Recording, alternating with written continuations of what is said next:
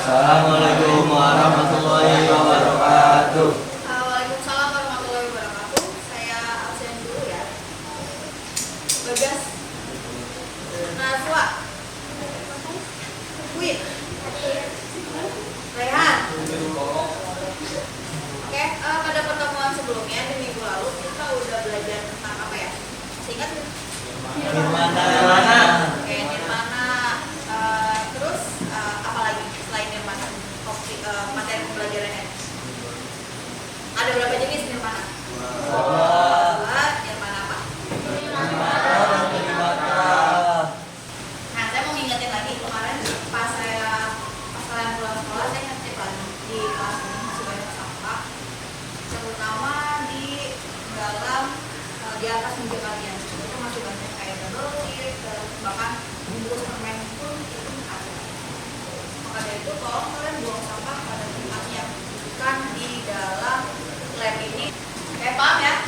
Oke, di sini adalah peraturan yang ada di dalam lab. Maksudnya yang pertama itu kalian harus pakai alas kaki. Di dalam lab ini nggak ada istilah nyekermen ya?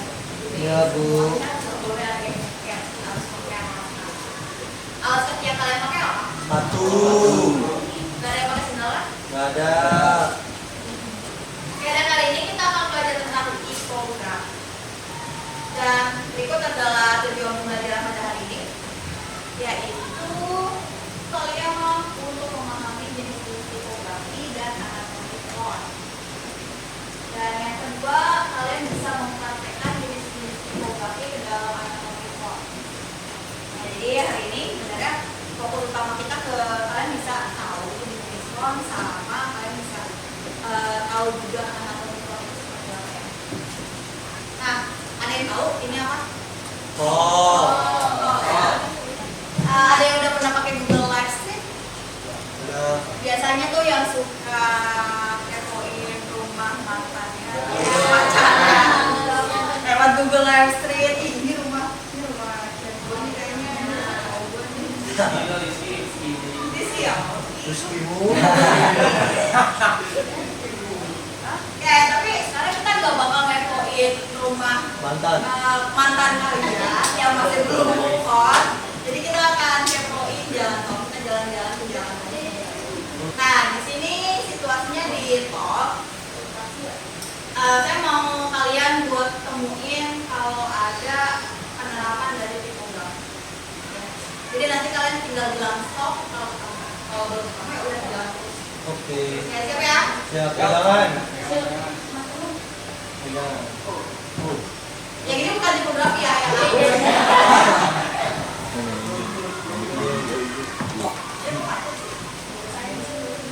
Stop. Apa yang kalian temuin? Tulisan arah jalan. Rambu. Rambu. Rambu lalu lintas. Bukan. Penunjuk arah. Arah jalan. Penunjuk jalan. Penunjuk jalan ini. Kotak. Kenapa ini bisa disebut implementasi dari itu? Karena ada fontnya, betul. Font yang dia pakai itu bisa kalian baca. Bisa. Cikarang Barat. Nah, ini kalau misalnya tulisan arah jalannya ini pakai tulisan satu, kira-kira aku baca nggak sampai? Nah. Nah, enggak kan? Berarti ada ketentuannya nggak kalau misalnya kalian mau pakai tulisan? Ada. Ya. Terus sama jenis dan karakter. Ini sebenarnya kalau kalian udah baca di modul yang di Google Classroom itu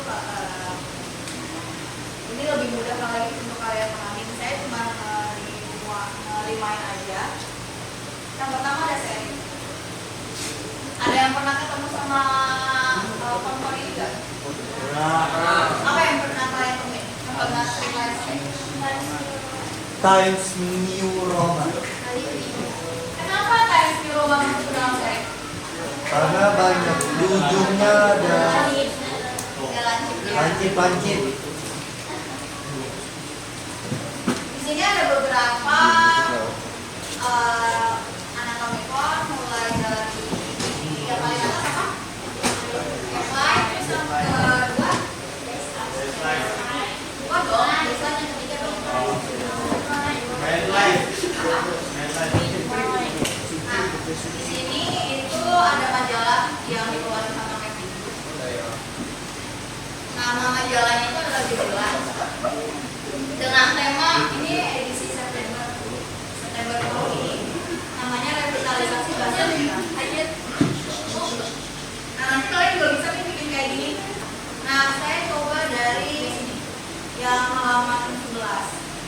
Yang kedua ada yang mau bacain?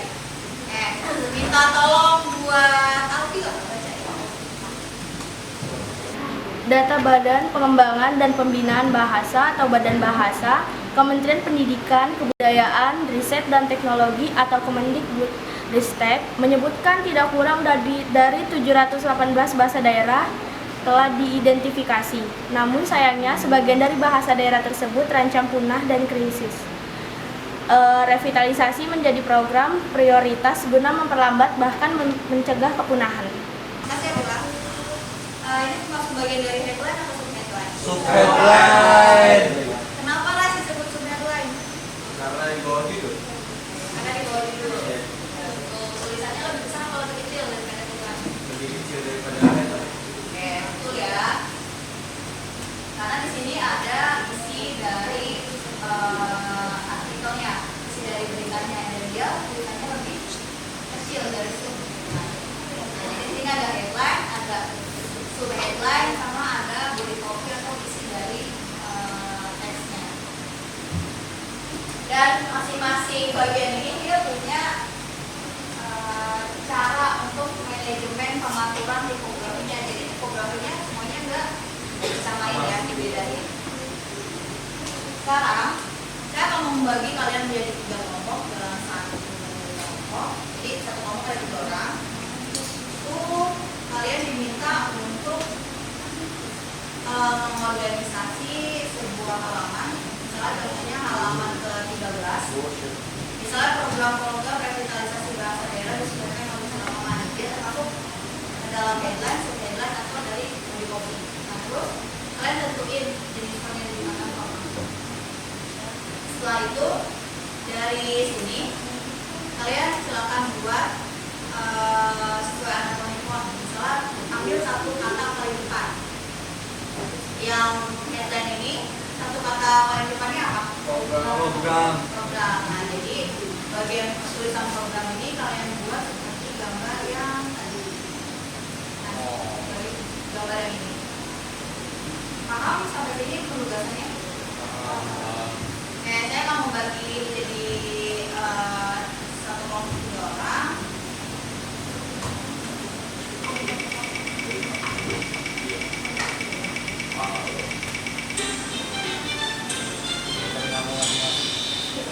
Oke, jadi ini kelompoknya kayak udah, kalian tinggal tuangin ke dalam presentasi ini. Template-nya udah saya kasih. Jadi kalian gak usah pikir template-nya isinya kayak gimana. Contohnya misalnya kelompok 1 yang bagian merah ini tinggal kalian ganti A jadi 1, nama kodenya tinggal di sini. Jadi lebih simpel ya. Kalau ada template-nya, harapannya kan bisa lebih cepat. Coba dalam gue doang. Kalau mau diganti template-nya pun boleh. Yang penting isi dari ini gak diubah. Paham sampai sini? Oke, silakan kalian duduk sesuai mendukui kata kelompok. Satukan langkah, satukan tekad, berpacu padu, menggapai cita, menata hidup, harapan bangsa, maju bersama SMK bisa. Satukan langkah, satukan tekad, berpacu padu, menggapai cita, menata hidup, harapan bangsa, maju bersama SMK bisa. SMK hebat, berakhlak mulia, SMK bisa cerdaskan bangsa, gali potensi diri dan kreativitasmu. SMK hebat, SMK bisa menumbuh kembangkan jiwa wirausaha dan mengoptimalkan karakter bangsa untuk menuju dunia nyata di depan sana. Bersama kita SMK bisa menumbuh kembangkan jiwa wirausaha dan mengoptimalkan karakter bangsa untuk menuju dunia nyata. Kalau yang udah silakan kalian tuangin ke PowerPoint ini, tinggal masukin aja. Terus nanti tinggal kalian submit, boleh di lembar kerjanya atau di template-nya. Terserah kalian. Nah, sekarang waktunya untuk presentasi. Saya akan pilih random kelompok mana yang akan presentasi.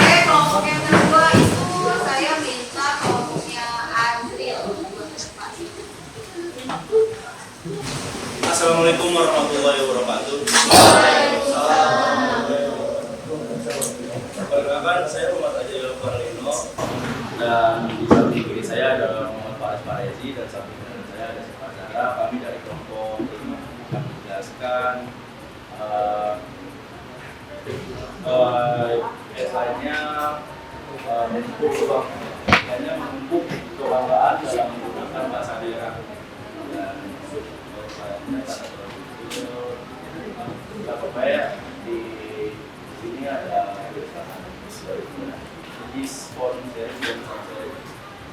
Oke, terus yang ketiga ada Faris Farezi.